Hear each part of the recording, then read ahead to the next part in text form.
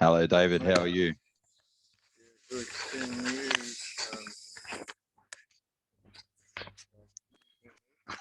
hold on a minute. Yep. Can you hear me? Yes, I can. Yep. There you go. Yeah, sweet. Sorry about little hiccups this morning. No problems, mate. No problem. What year is that behind you? That was when I was there. I think that's the sort of jersey we had. Yeah, that's New South Wales Waratahs 1994, the 94 Yep. jersey. So, Yeah, I can see Tomsey's name at the top and Timmy Wallace and yeah, a few of the others. Yeah. Darren Junee. Yeah. Looks like Mark Catchpole, Tony Dempsey. Yep. Sam Payne, Matt Burke. Mm. I think some of the coaches must have signed it too, but it looks like Michael Liner signed it. He never played for the Waratahs. So No. trying to work out whose signature one underneath the Waratah itself is. So it's a little bit hard to tell. Alistair Murdoch. So yeah, there's good names, very good players there compared to what there has been in the past. So what there is now. Yeah. Yep. So thank you very much for your time today. I appreciate that. So for everyone that's watching now, I have Dave Moffett on today, and what were the roles you carried out? You're a former head of New Zealand Rugby, the CEO of New South Wales Rugby and New Zealand Rugby. You're the CEO of the NRL during the Super League period. That's correct, isn't it? Well, yeah. I mean, it had been sorted out, sort of, by the time I got there. Yeah. Yeah. So, and then you looked after Sports England, which after the 2000 Olympics, they wanted to be competitive on the world level, and you helped really propel them to being one of the major powers in World Olympics and stuff like that. So by changing the way they manage their sports. Yeah. And then you went to Welsh Rugby. And when you went to Welsh Rugby, that wasn't a basket case, but it was in difficult circumstances, and you turned that around as well. So you've made that one of the best rugby unions in the world. It was a basket case, Duckman. It was financially in deep doo-doo. They were trading whilst insolvent, and they had 12 professional teams. So it was a basket case, but within 2 years, we turned it around. Was making about £3.5 million profit. We'd renegotiated the debt to a manageable level, and they won the first Grand Slam in 27 years after we got down to 4 teams. So yeah, I was quite proud.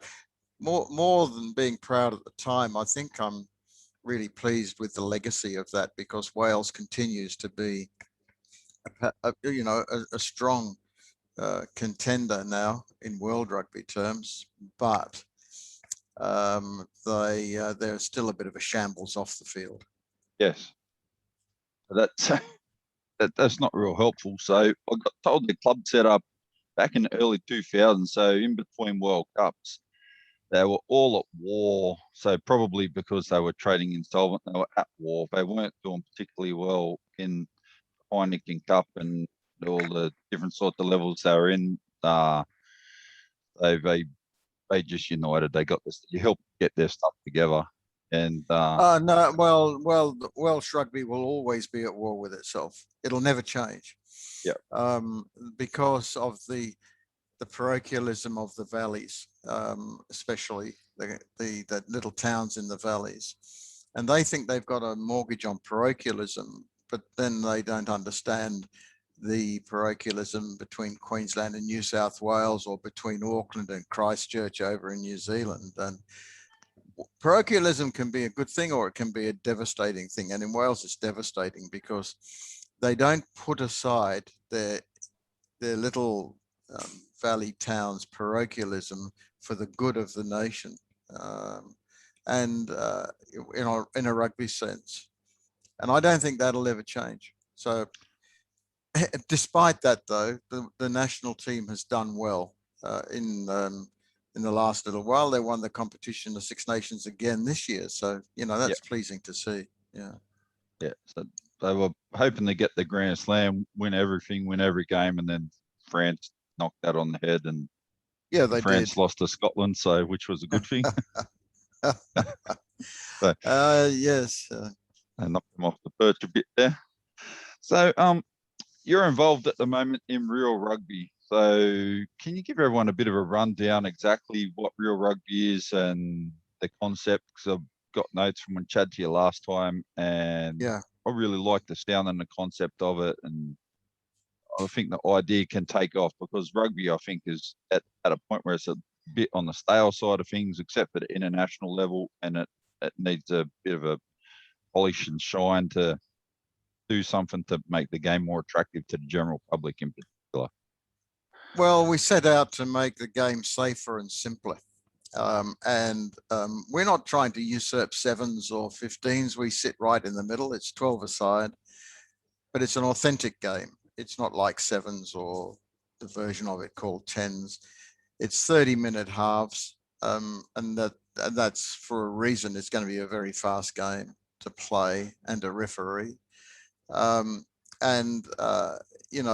We've focused on the safety aspect of it and making it simpler to actually understand, so that people in the grandstand can actually understand what's going on. Players and referees will find it easier. We'll always have the problem with the coaches, and I've got a big down on the way the game is at the moment, because I think it's entirely down to the way the game's coached.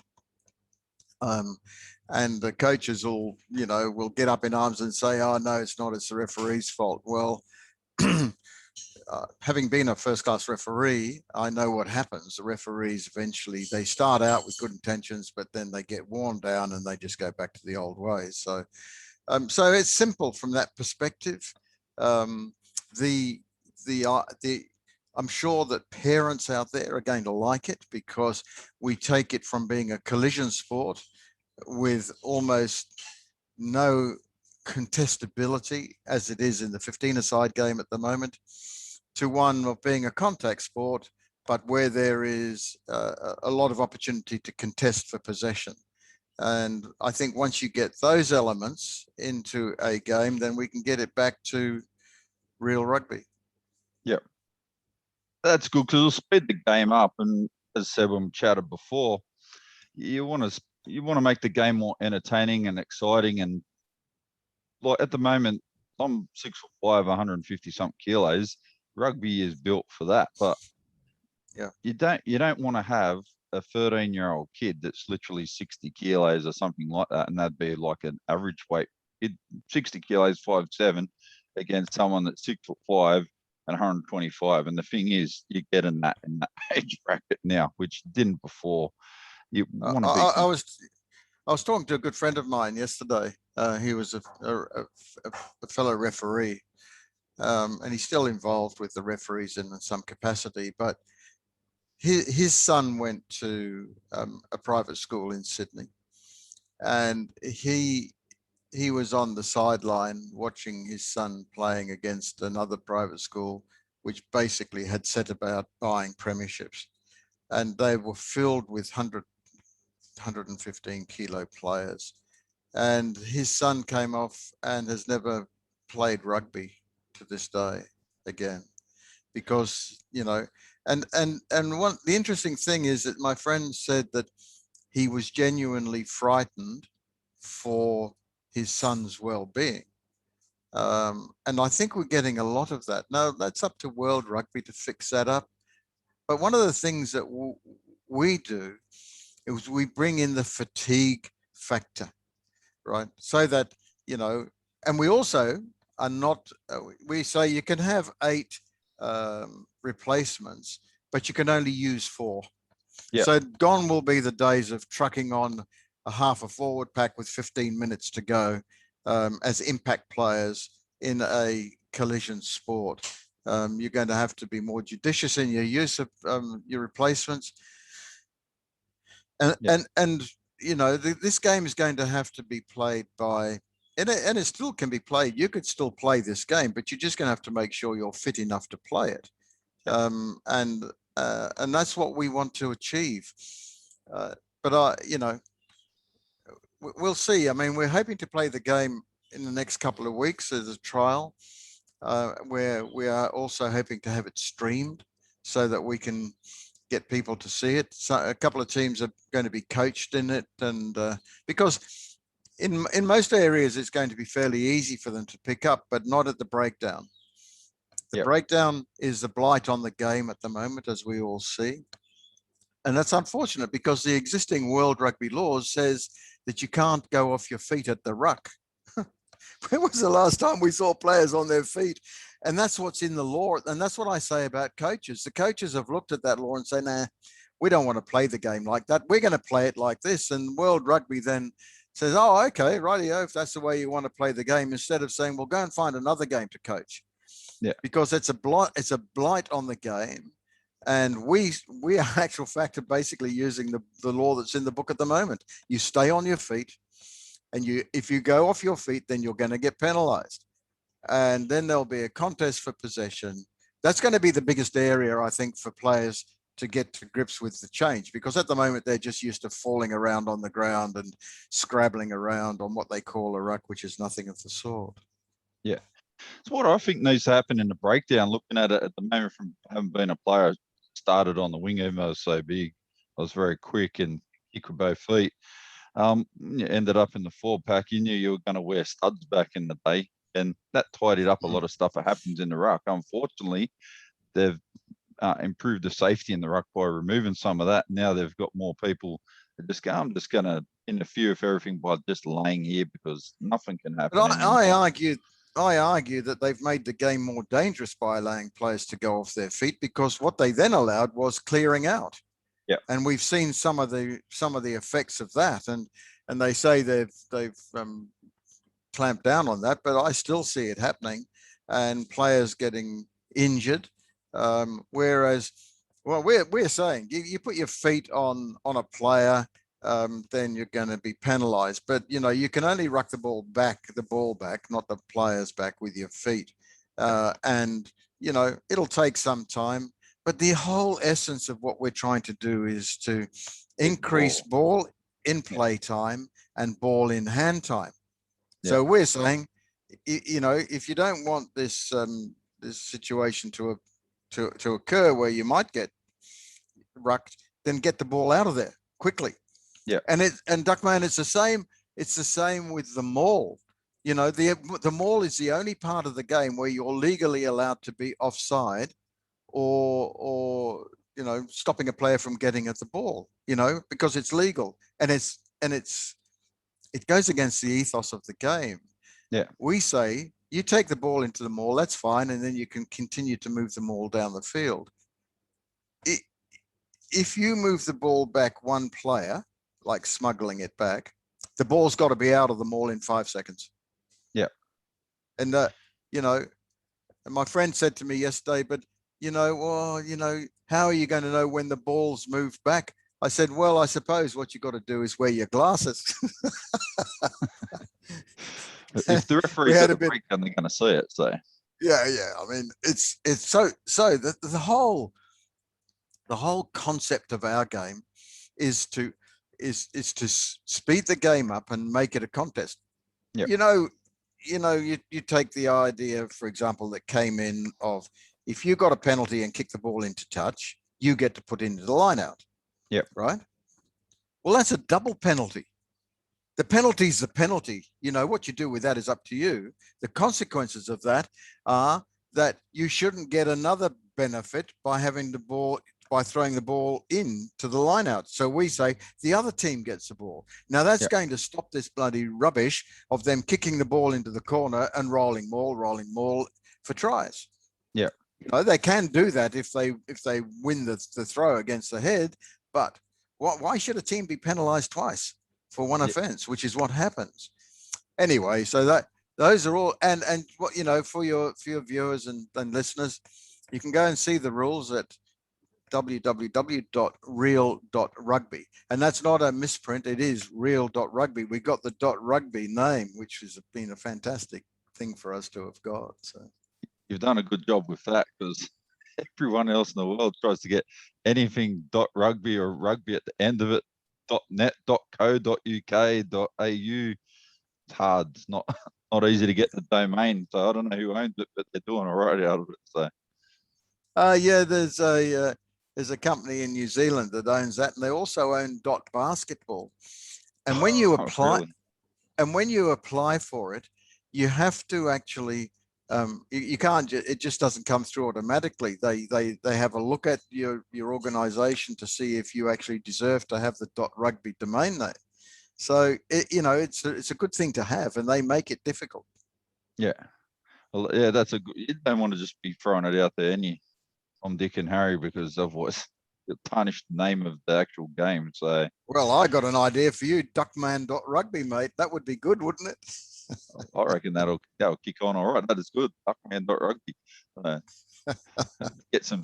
Anyone want to throw around some cash at the moment? I'm happy to buy some domain names and start trademarking some stuff. So hit me up. Yeah. Yeah. So, so that's basically what it's about. I'll just give you a few other quick ones for your viewers. Yeah. In the area of safety, we're very, very hot on that. So taking the line out, no lifting in the line out. Now it's okay, and it's not always okay at the very top levels, because we see some pretty bad things happening on, lifters being not supported and stuff. But at the lower levels, take it back to a jumping competition, not a lifting competition. So there's no lifting in the lineouts. There are no reset scrums. There's one go at a scrum. The referee, if the scrum goes down, the referee will give a free kick, because it'll be easy to find. It's easy to see who's taking it down. But anyway, it's a free kick and on you go. No more reset scrums, boring. As with 8-10 reset scrums, that's ridiculous. Yeah. So that's going to be the ball's going to have to be put into the center of the down the center line, which is going to be a novelty for scrum halves. But what'll help that is that both hookers have got a hook for the ball. So that's going to make the job of the hooker back to what it really was. So they have to hook for it. If they don't, then there'll be a free kick. Yeah.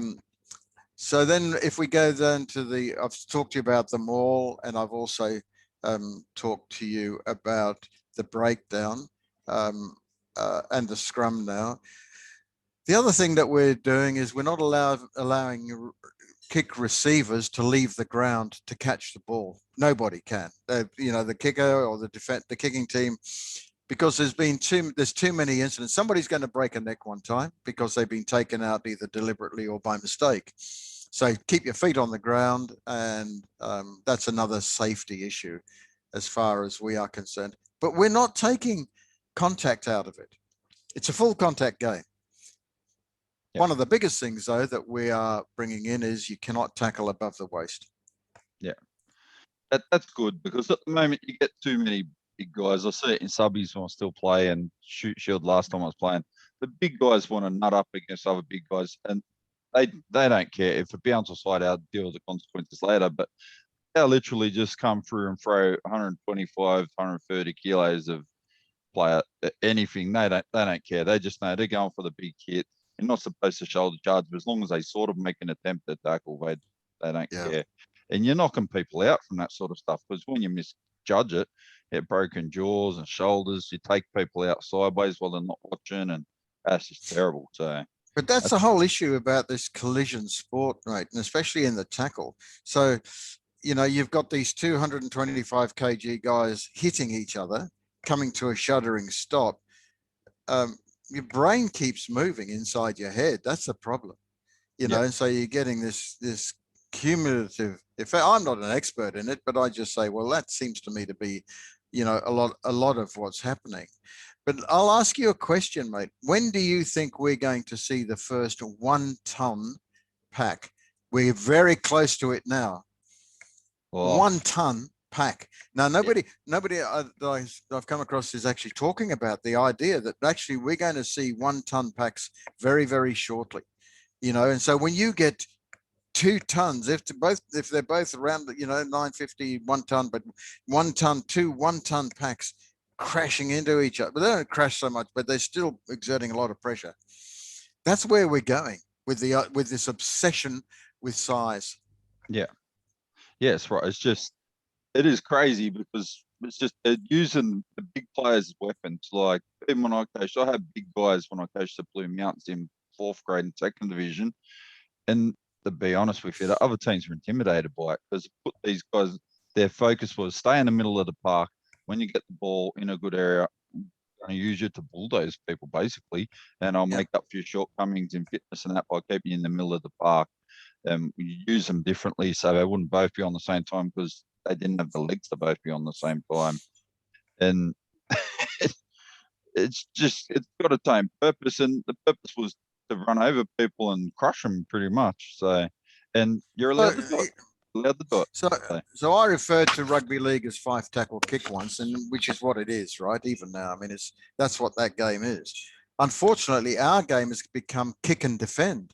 Yeah. Because what we do is we say to these big players, crash it, and then when you can't get through, we'll kick it. Hope that they drop it or make a mistake. Then we'll get a scrum. And scrums these days are used for penalties. That's basically it. The other day I saw a scrum penalty given, and the winger from about 50 yards away ran in to congratulate the scrum because they got a penalty from it. Yeah. I mean, that is bizarre and sends all the wrong messages as far as I'm concerned. And the other thing too is when we talk about size, right? Gerald Davis is a good friend of mine, the great Gerald Davis, Welsh. He started as a centre, became a winger. And he's a lot smaller than I am. He wouldn't get a game today, mate. And yet, he was one of the people that actually made me want to continue and play rugby because he was JJ Williams, JPR, those guys from Wales. They were, and the problem that we've got in the game today, Duckman, I refer to it as McDonald's rugby. Okay, so no matter whether you go to a town, city, or a country, everybody wants to play the same way. Yeah. What has happened? Look, in Australia, what has happened to Australia's running game? I was at a lunch with Fab Fenton a couple of days ago. For Dick Marks has just launched a book, which everybody should go out and buy because it's having a bit of a pot shot. But and he's a really good guy, Dick Marks, a rugby man through and through. One of those guys, when he dies, he just needs 2 words on his tombstone: rugby man, like Fab Fenton and those guys. And he got up and he recited his famous poem about running rugby, the game they play in heaven. Yep. We don't see that anymore. We don't see the Welsh flair and guile and pure brilliance anymore. We don't see the way the French play anymore. We don't see the way Scotland play. We don't see what made those teams so terrific to watch because they played differently. And now all we do is we see the same rubbish dished up time and time again. I have to say, though, that I think Brad Thorne up in Queensland is at least trying and succeeding in getting a more attractive game played and to be able to watch. The problem still, though, is that it's too difficult for people to actually be able to understand what's happening because, as we know, at the breakdown, you could give a penalty at every single breakdown. You could almost give a penalty at every single line-out. So, but at least he's giving it a go. The one thing I'd like to see at a breakdown at the moment, so I'm a forward, so used to seeing people go flying in and all that sort of stuff. And I haven't done it myself. And then you get in the rucks and just like, I'm actually not doing anything in the breakdown. No. I'm just here putting the body in the way because I got coached to do that. And you realize your effectiveness is nothing.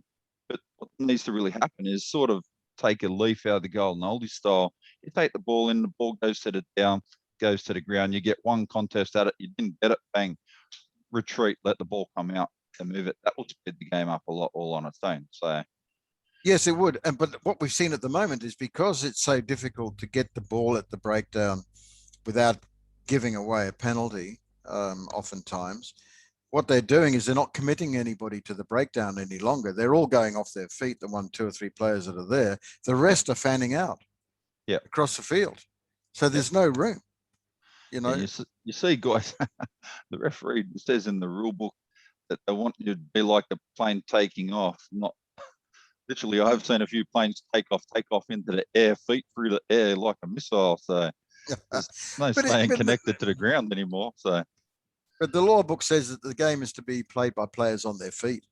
Yeah. Well, that'd be nice, you know. If we get back to that, it'd be great. Yeah, that's right. So can I go back to some of the other stuff you've been involved with rugby? So, what would you do to endear the game to the general public at the moment in rugby? Because it's waning in the country, to be honest with you. And when you were the CEO of New South Wales Rugby, I just want to give you a quote, but something you wrote in Rugby News. So, I read an article and it said the juniors were experiencing unprecedented growth of 30% in 2 years. So I'm thinking this must have been about 94, 95. And said you I'd also, say so. Yeah. Yeah. You also said the challenge for administrators is to keep up with the pace of the popularity of the sport and to build a sport that is exciting and natural choice for sponsors and fans. So how do we fix the discord with the game at the moment? So because it's clearly the 4th biggest sport in Australia, so out of the football codes. Yeah. And it was people's natural choice behind cricket, probably was the 2nd national sport people would follow on that in the early 2000s. Now that's been I think it was always behind Aussie rules in Australia, but not worldwide, obviously. But and I like Aussie rules. I like rugby league. I like rugby. You know, I like all sports, but I'm put off rugby at the moment. I mean, that's a very complicated answer. I'm going to try and answer this very quickly for you. I was at the forefront of the game going professional because I was one of 5 people essentially that did the deal from our side with Rupert Murdoch, got all that $555 million US. And we thought that was terrific because we could at last pay the players.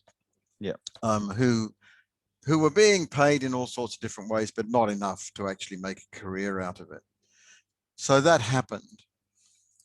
What none of us foresaw was the degree to which, when the game became open, the degree to which rugby, for the professional rugby, would just dominate and suck up all of the resources to look after, what is it, 0.1% of the playing population of world rugby.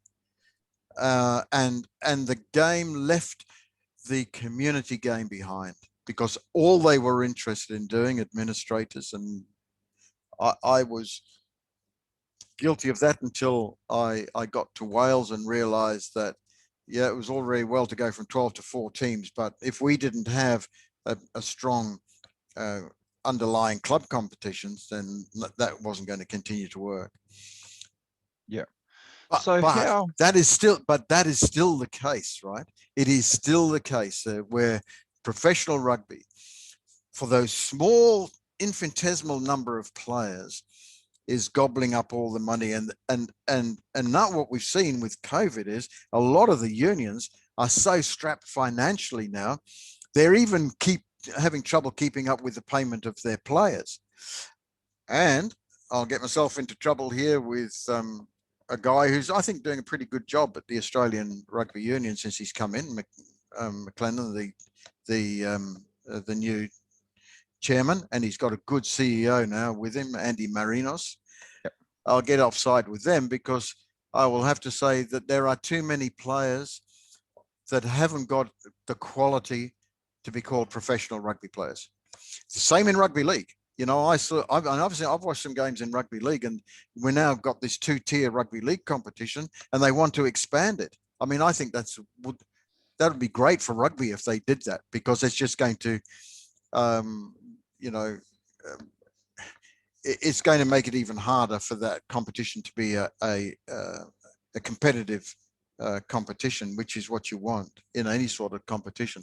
So from a rugby perspective, I'd like rugby league to expand, because it's going to give rugby a better opportunity. But rugby's got too many teams for the number of players, and we're seeing that this year with, New South Wales Rugby should be the strongest rugby union.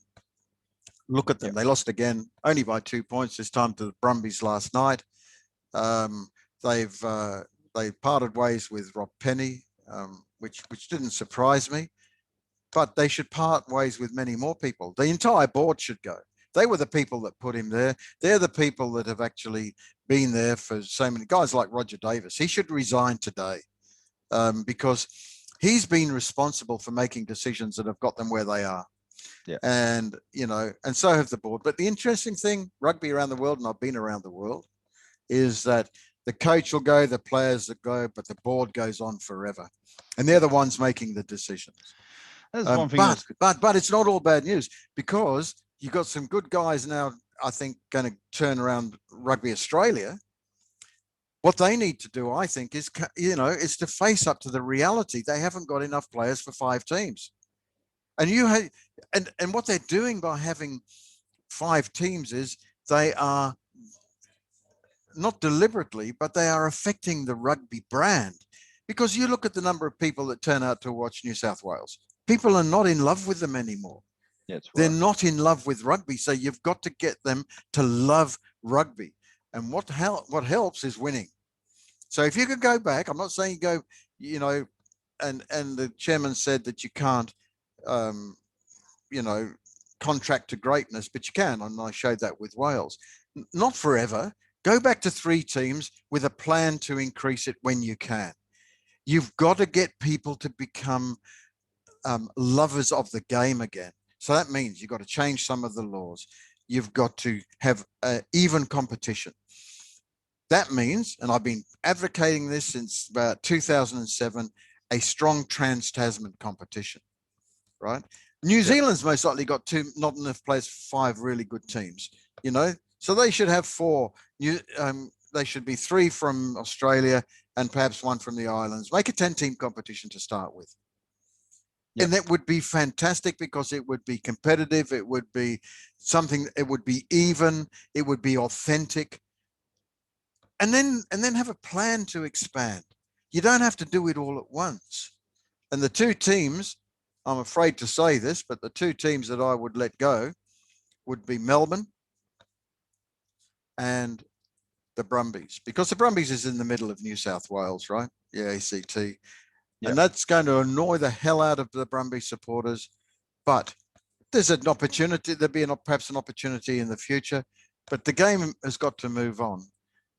So I'd have New South Wales, Queensland, Western Australia. Yeah. And because you've got Twiggy Forrest over there with a lot of money who's prepared to invest in it. Yeah. Should Rugby Australia put more emphasis on the club competition? Like, I had the NRC there a couple of times, and I just don't think they gave it any love or respect that deserved, and it was never going to work because they didn't. So they treated it like a 3rd-class competition.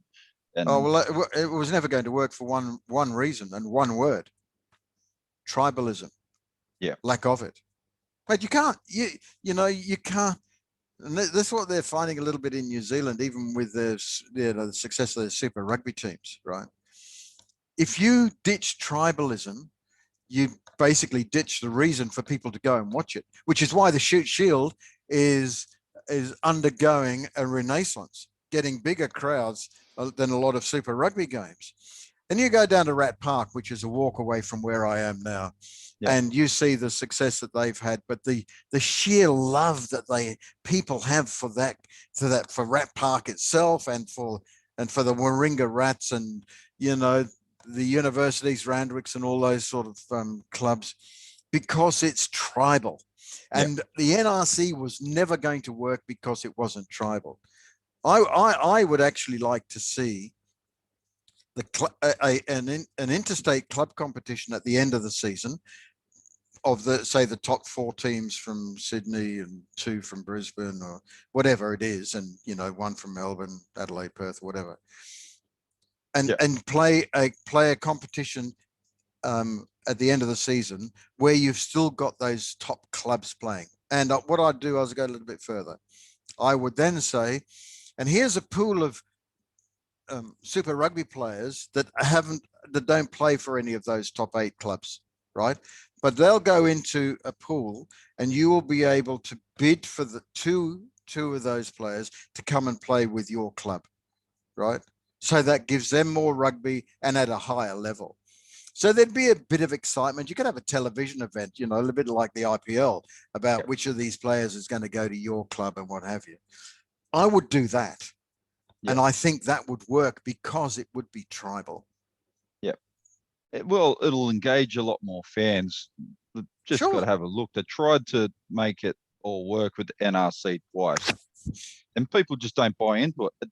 Like North Harbour Rays, like I'm not putting shit on North Harbour Rays, but you just got to look at it. And they're not a club, so nobody really wants North Harbour Rays, but either a North fan or a Warringah fan or a Manly fan, they're not even all going to get on the same page together. So no, and that was proven in the NRL when I first came to the NRL, and they were still going through the pain of amalgamated clubs, right? And I remember going down to Manly Oval, because it was Manly and Norths, and there were hardly any North supporters would go down there, and the few that were there used to get stuck. I used to go in the crowd and get their feedback, and they'd get stuck into me about the fact that there was no Norths anymore.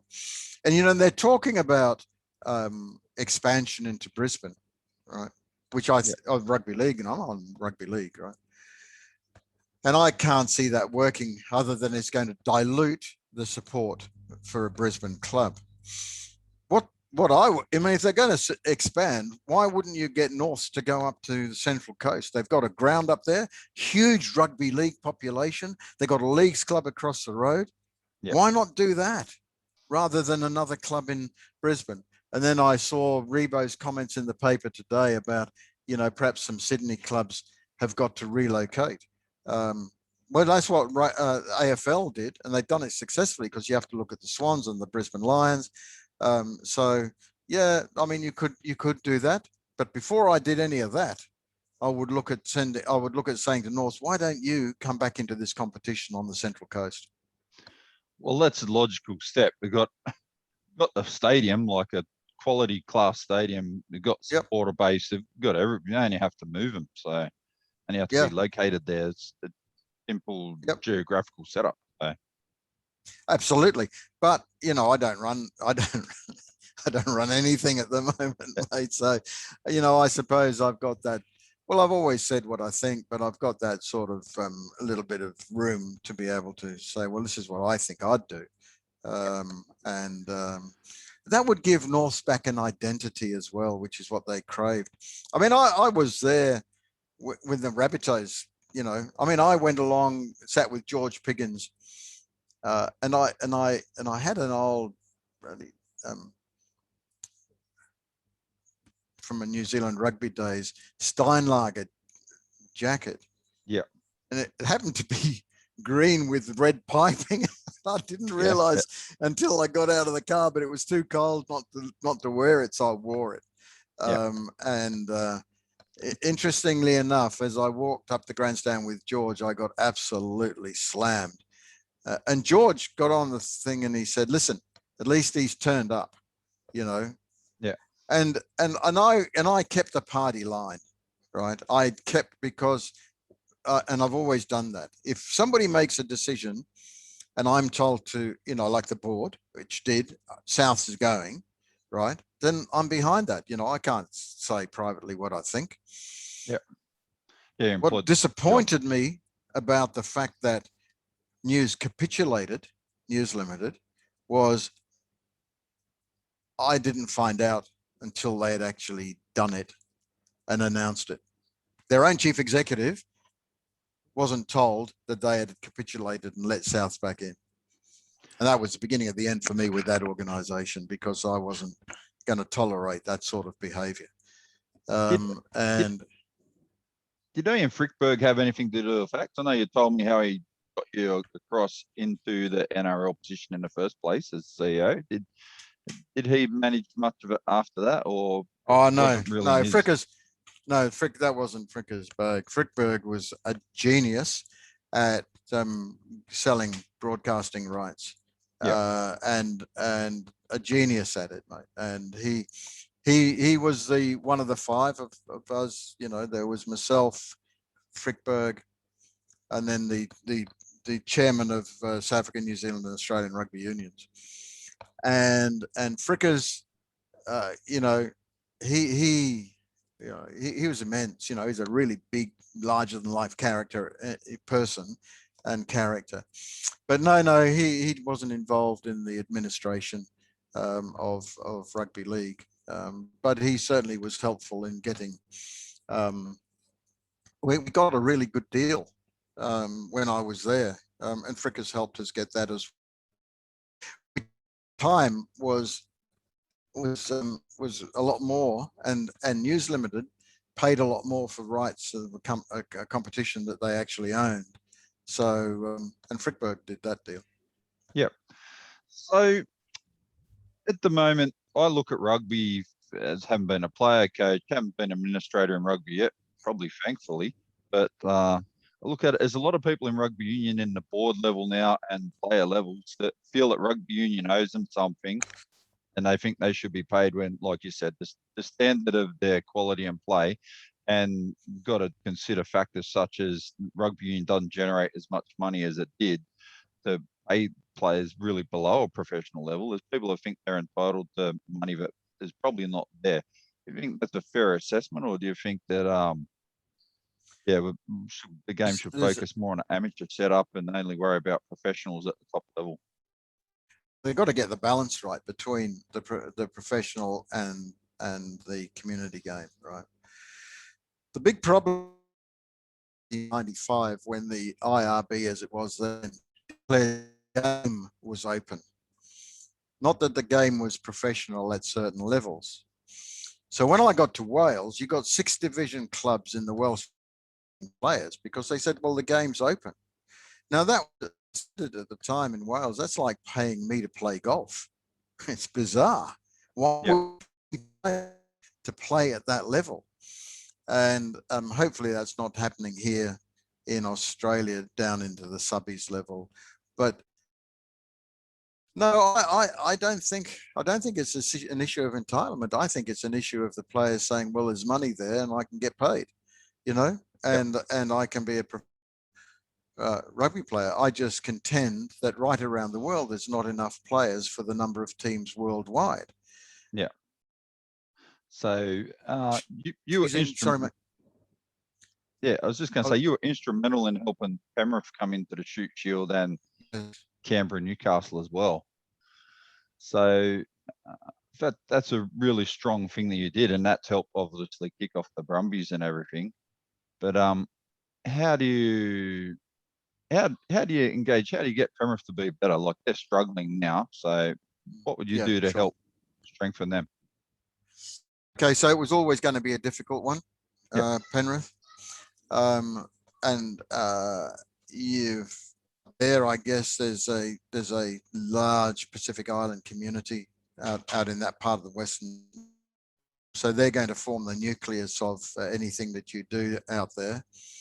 Once again, at that level, it's going to come down to how much. I don't know if there's a salary cap in the Shoot Shield or whatever it is, but you know, because there was no professional rugby at that level at all while I was running New South Wales Rugby. It only came in after we did that deal, and by then I was with New Zealand. But it's, you know, it is such a difficult one. Yeah. But here's what I think about Real Rugby. That is a game that could be played by rugby league schools, and they would be able to play it a lot more easily than the current 15-a-side game. Yeah. And we've got something in New South Wales called the Waratah Shield. Yeah. Where the Waratah Shield was for private schools and public schools, and anybody could enter into it, right? But it's fallen on really. But if you were to use Real Rugby, the Waratah Shield, you only need 12 players plus a couple of reserves. So therefore, it's going to be easier to get teams together. The rules are a lot easier for these players to understand. And there's some things in there about goal line kickouts and all that stuff. So I've simplified the rules. Yeah. You could actually then start to get rugby into state schools. Yeah. Now, if you could get it as a taster into the clubs out the west, you know, surrounding Penn, so that you gave them a taste and they say, geez, I like the look of this. You know, Yep. perhaps Penrith third grade or fourth grade might play rugby rules, and then they go up to 15-a-side rugby. Yep. You then out of the rugby rules, you'll find some players that actually could make it in the 15-a-side game. And that's why I think real rugby, has got a role to play in actually combating rugby league and also Aussie rules. Because we've got to remember that out in the West, there's Aussie rules as well, and they've made some quite big inroads out there using a lot of money. Rugby doesn't have the money. Rugby league has the money, and they also have the history out there. So as a rugby community, you've got to say, what is going to work? We haven't got the money. We haven't got the history. Let's look at it a different way. Let's say, okay, we don't like Moffett, and I know they don't like me because I say what I think. You know, Roger Davis won't be ringing me up anytime soon after what I just said about him. But, you know, real rugby's got something. Perhaps we should look at it. Perhaps we could make that a fourth grade competition, you know, where they don't have to have 23 players or whatever it is. You know what I'm saying? You know. Absolutely. Like I look at it, you could quite easily drop a centre from just to start picking things apart. You could drop the centre and obviously lose the two flankers. And I don't think that's going to might affect Richie McCall, because he wouldn't have been coming in from the side of the scrum to get into the front row behind his hooker and stuff like that, which looked like it happened a lot when you look at the aerial visions. But yeah, it just changed the dynamics. That rugby needs to do something, because at the moment it's just teetering along, and it's going strong in subbies rugby, and then it starts to get higher, and the quality's not there, and falls apart, and there's no community engagement. The administrators keep everything secret.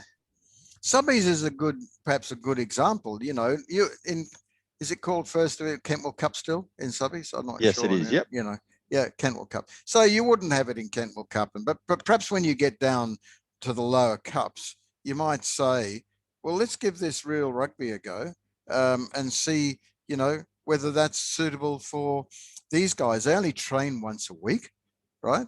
They want a good run around. They want, you know, they don't want to be bloody going through all of this collision stuff. Perhaps give it a go down there. I mean, look, I think it'll find its place, you know, in rugby. At the moment, we're getting ready to play it in Ireland. We're getting ready to play it in England, where France is quite interested. Funnily enough, one of the places that it could take off is Canada, because got a guy, an ex-international referee, Martin Lewis, Welsh as it happens, but he lives in Halifax in Nova Scotia. Yep.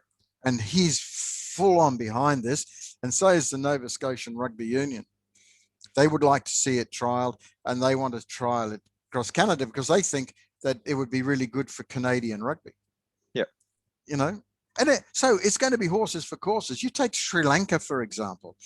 Now, you know, Dilip Kumar is a very good friend of mine. He's obviously originally from Sri Lanka. He used to be the chairman of Australian Rugby. Yeah. And I was talking to him the other day, and I said, look, you know, from what I'm reading, Sri Lanka is going to be contracting to 7-a-side from 15-a-side. They don't have the size of players to play the 15-a-side game as it's played now, which would be a shame. In Sri Lanka, they get 25,000 people to watch the two biggest schools play. 25,000 people in Sri Lanka, right? Yeah. And I'm saying to Dylan, you know, real rugby's got to be an option because it keeps them within the ethos of rugby. It keeps the authenticity of rugby. It's not sevens where, you know, what sevens is. Well, sevens is what it is. Olympic sport, terrific, really great. Yeah. But real rugby is a real game of rugby. Yeah. But it is a real game of rugby more and more for players of all shapes and sizes. Yeah.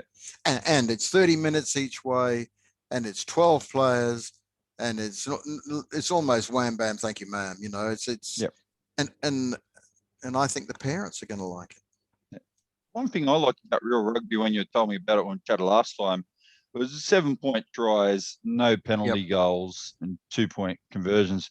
That's good because it is going to encourage running rugby. It is going to encourage people to try to score tries, to get in and out of the breakdown quickly, one set scrums instead of 10 of them in a row.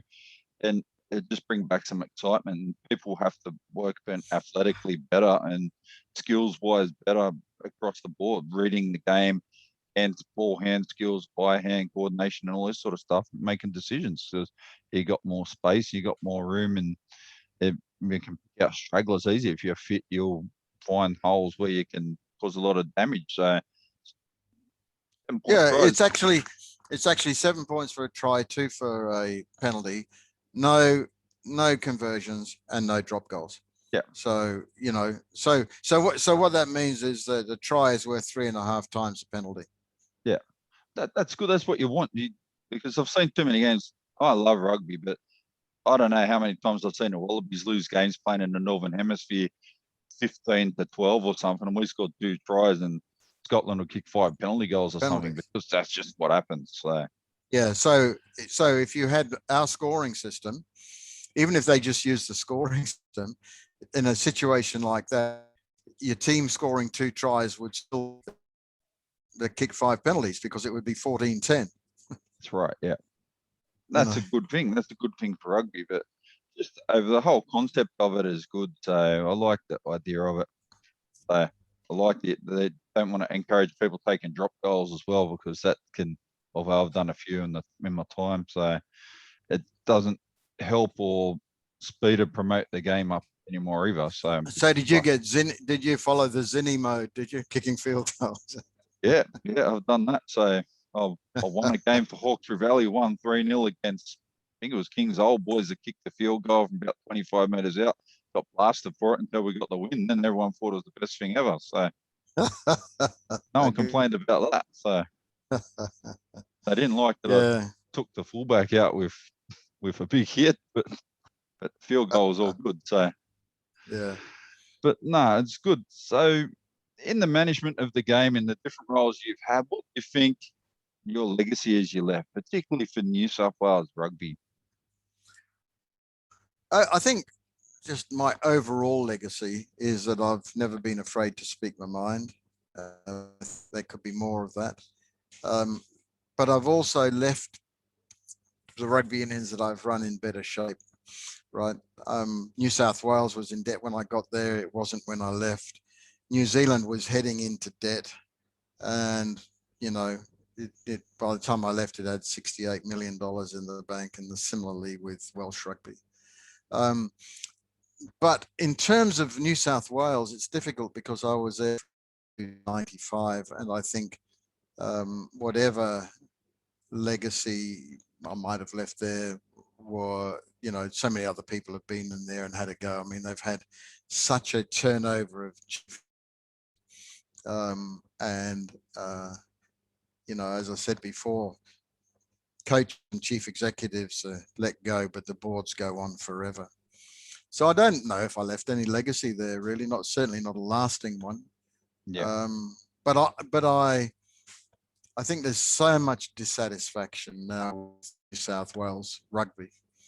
From what I talk to a lot of rugby people here, there's got to be a clear out. There's got to be a new beginning.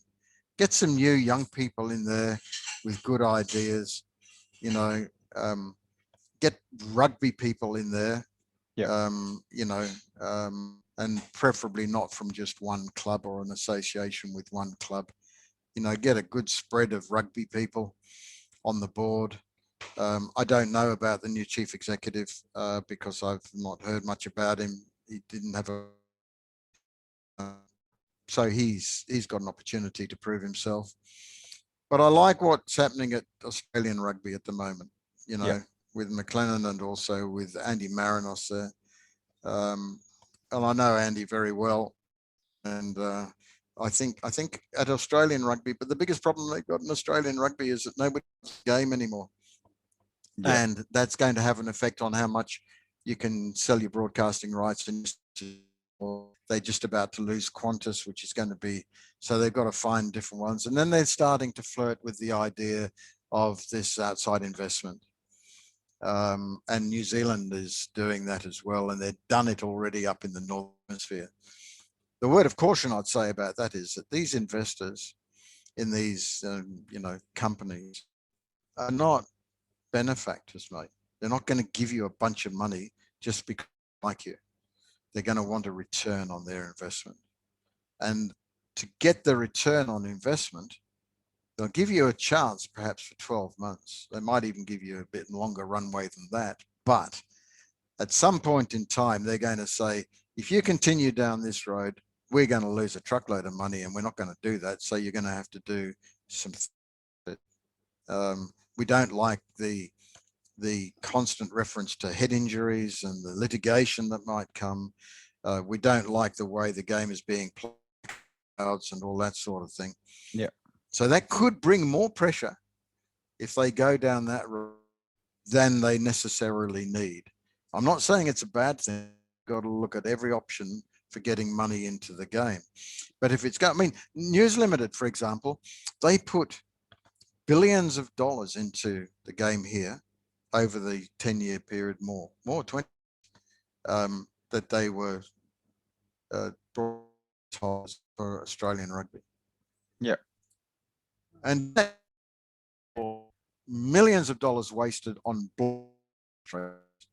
They saw millions of dollars wasted on having too many teams as well, saying we just want product. So then they went, they changed the Super Rugby. It was never authentic after they went away from 12. Saw millions and millions of dollars wasted. Yeah. Now, these guys, these capitalists are going to look at that. They're going to say, well, that ain't going to work for us. We want to be able to make money, but if we want to offload this at some stage, we want to get a good capital gain out of it. Yeah. And that's the other issue. Company, I can't remember the name of it. They were involved in Formula One. They bought Formula One for £1 billion and sold it for $4 billion. Yeah. Right. So they're in the business of making money. Yeah. So just be careful. My one word, and I don't need to give guys like McLennan that advice, but just for the people, the average person in the street, they've just got to be careful because guys are going to want their pound of flesh. Yeah, you can sell your soul and everything you've worked at to establish the game, and it will change rapidly if you get the wrong people in charge of it, because a dollar's a dollar to them, and that's a money-making venture. So they're not invested. You don't want to lose control. You don't want to lose control of the game. Yeah. You look at the venture capitalist up there that's taken a slice of the English Premiership, Rugby Premiership, and also the Six Nations, and you sort of say, yep, that's good. But what happens when they're not getting a return? They're going to say, we're either out or we want a bigger so that we can control what's going on. Yeah. It happens in world soccer. Just got to look at Manchester City. The sheiks that own that club over there from the Middle East, as soon as that stops making money for them, or they get bored with the toys, they'll pull the money out, and the club will probably be in a very difficult financial position, and they're going to dissipate very quickly, unfortunately for them. So, but City's a different kettle of fish, because Abramovich hanging on with Chelsea is the real, because that Chelsea haven't done that well since he's owned them, and my team's Tottenham, and the quicker they get rid of them,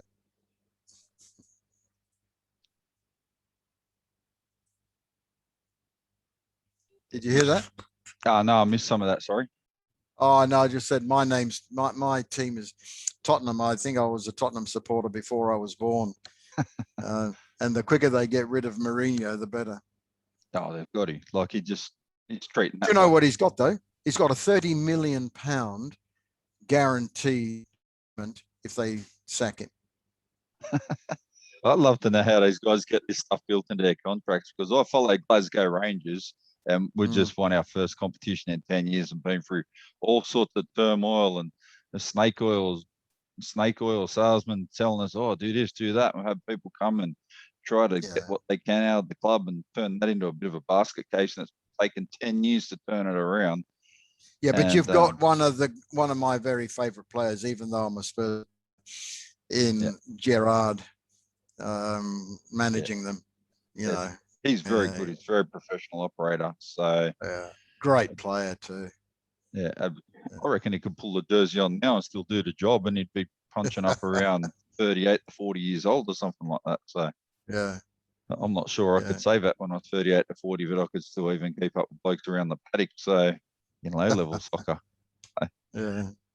Anyway, thank you very much for your time today. I appreciate it. It's been very insightful, and I'm sure you haven't upset anybody too much in rugby now that already doesn't have the nose out of joint because they know that there's issues and people are looking strongly at them. So in particular, my overriding desire is to see Australian rugby back to where it needs to be.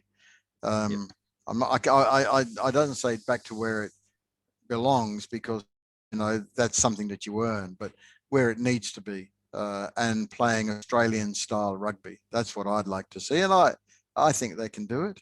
It's going to take a while, but you know, if they get everything right and understand this fundamental principle that you can't build a house without foundations, and the foundations is the amateur game.